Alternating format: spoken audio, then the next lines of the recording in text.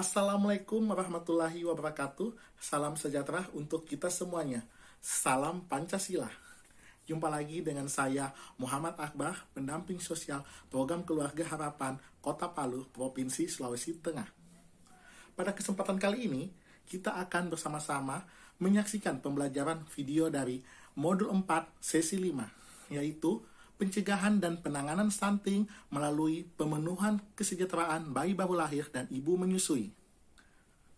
Pada modul 4 sesi 5 ini terdiri dari 3 langkah. Yang pertama, kesejahteraan bayi baru lahir dan ibu menyusui. Langkah kedua, hambatan dan solusi dalam mendukung kesejahteraan bayi baru lahir dan ibu menyusui. Dan langkah ketiga adalah kebiasaan atau tradisi yang mendukung bayi baru lahir dan ibu menyusui. Nah, pada kesempatan kali ini, saya akan membawakan langkah kedua, yaitu hambatan dan solusi dalam mendukung kesejahteraan bayi baru lahir dan ibu menyusui. Jangan kemana-mana, saksikan video saya berikut ini. Assalamualaikum warahmatullahi wabarakatuh. Waalaikumsalam warahmatullahi wabarakatuh. Bagaimana kabarnya ibu-ibu pagi hari ini? Alhamdulillah baik. Ya, alhamdulillah ya. Sehat-sehat kan. Jadi di masa pandemi ini kita wajib menggunakan masker tetap ya pada saat pertemuan, terus wajib cuci tangan dan tetap kita jaga kesehatannya kita. Ibu-ibu kemarin sudah terkait pembelajaran untuk stunting. Jadi masih ingat ya terkait pembelajaran stunting. Stunting itu apa? Ada yang tahu stunting itu apa? Stunting tentang pertumbuhan anak tidak tepat pada usianya. Oke, kita kasih tepuk tangan buat Ibu Nela. Nah, ibu-ibu kemarin masih ingat tidak pembelajaran pembelajaran yang kemarin masih ingat tidak? Pembelajaran tentang apa? Ya, tentang apa? Stuntingnya. Ya, tentang stunting. Ya, sudah diterapkan di rumah tidak? Tentang stimulasi kepada anak. Sedikitnya sudah. Ya, sudah Ibu Nela sudah menerapkan kepada anak. Kalau Ibu Inom sudah terapkan kepada anaknya? Sudah, oke. Jadi tujuan pembelajaran kita pada hari ini, Bu, terkait bagaimana mencegah stunting dengan mendukung pemenuhan kesejahteraan bayi baru lahir dan ibu menyusui. Nah, nanti kan bagaimana sih mendukung dan pemenuhan kesejahteraan ibu hamil? Nah, saya mau bagi 2 kelompok nih. Nah, yang satu kelompok membahas tentang bayi baru lahir, jadi Ibu Nela sama Ibu Nuhayani kelompok bayi baru lahir. Ibu Nova sama Ibu Inom kelompok ibu menyusui. Jadi di sini ditulis Ibu ya, Abe. Nah, ayo ini didiskusikan. Apa sih hambatannya? Kebutuhan fisik dan kebutuhan mental, terus solusinya seperti apa? Nah, kalau untuk kebutuhan fisik saya kasih contoh ya. Misalnya untuk ibu hamil. Kalau untuk ibu hamil kebutuhan fisiknya bisa saja karena makanannya tidak terjamin. Solusinya seperti apa? Mungkin bisa ke posyandu. Nanti ibu isi sendiri diskusikan sama-sama. Terus untuk ibu bayi baru lahir seperti apa? Misalnya belum terpenuhinya kebutuhan ASI. Solusinya seperti apa? Ibu diskusikan sama-sama. Jadi saya kasih waktu selama 3 menit ya. Oke, Ibu diskusikan Bu, ini pulpen.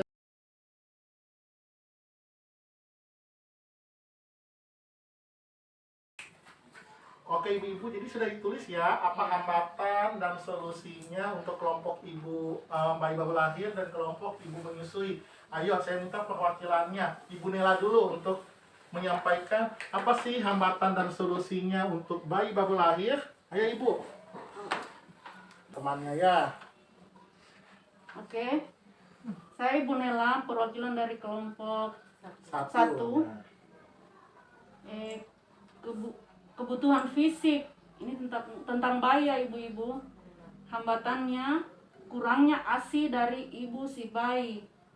Jadi menurut kelompok saya, solusinya bisa ke tempat pelayanan kesehatan, puskesmas, atau posyandu yang terdekat.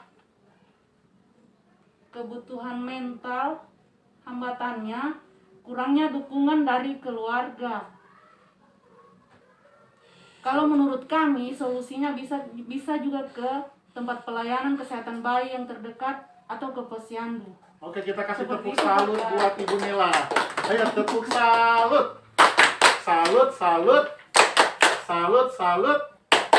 Salut. Ayo untuk kelompok 2 lagi. Ibu Ina mewakili kelompok ibu menyusui. Mengenai kebutuhan fisik untuk ibu menyusui ya. Iya.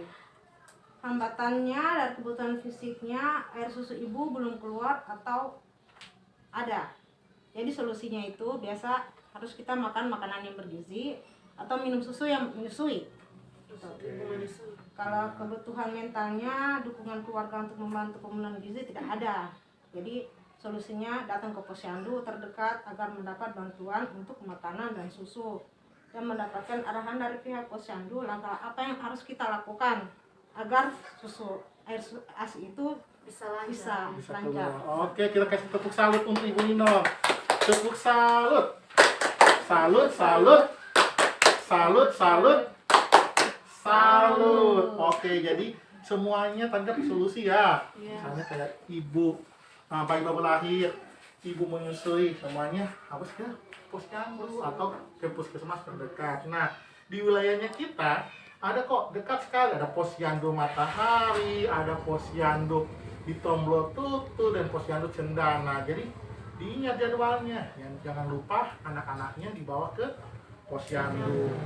Terus ini ingin saya sampaikan ke ibu-ibu bahwa kebutuhan fisik dan mental itu bagi bayi baru lahir dan ibu menyusui dapat terpenuhi dengan memanfaatkan fasilitas pelayanan kesehatan. Jadi dimanfaatkan posyandu wajib ya, ibu hamil, bayi baru lahir wajib. Jangan lupa kan saya sudah bagikan buku kontrol atau kertas kontrol, atau bisa membawa buku KMS-nya, buku PIN-nya dibawa ke posyandu atau puskesmas. Kalau ibu hamil, ibu bayi baru lahir itu perlu. Terus misalnya posyandu kayak tadi ya, dan jangan lupa juga memanfaatkan bantuan sosial. Di sini kan ada bantuan sosial BPNT, ada di e-warung, ya bisa ya. Terus program sembako lainnya. Jangan lupa juga wajib datang ke pertemuan kelompok. Misalnya kayak P2K2, pertemuan kelompok itu wajib datang. Jadi setiap ibu datang ke pertemuan kelompok nanti akan mendapatkan informasi, mendapatkan ilmu. Nanti kan bisa diterapkan di rumah, bisa diterapkan juga sama keluarga-keluarga yang lain. Nah, untuk mempraktekkan materi ini kita pelajari sama-sama, semoga bisa ibu-ibu praktekkan di rumah dan bisa disampaikan ke keluarga. Nanti ibu ini coba dilihat, ada janji dirinya, diingat, ada dilihat ya janji dirinya. Coba ibu lihat janji dirinya ibu-ibu. Kita kan sekarang pembelajaran sesi ke-5 ya. Jadi itu terkait pemenuhan kesejahteraan bayi baru lahir dan ibu menyusui di dalam.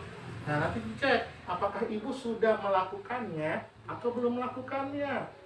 Kan semuanya ibu-ibu sudah ada memiliki anak balita ya. Jadi dicek apakah sudah dilakukan atau belum. Oke. Jadi perlu diingat kembali buat ibu-ibu, sudah diisi boleh saya lihat Bu, sudah. Nah, ini janji dirinya dilihat untuk sesi 5-nya.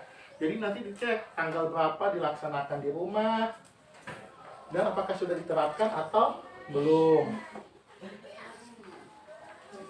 Ya, jadi ini pembelajarannya bagaimana sih kita memanfaatkan untuk kesejahteraan bayi baru lahir dan ibu menyusui. Ada mau ditanyakan ibu-ibu? Ya, kalau sudah jelas nanti jangan lupa rencana tindak lanjutnya dari pembelajaran kita pada pagi hari ini.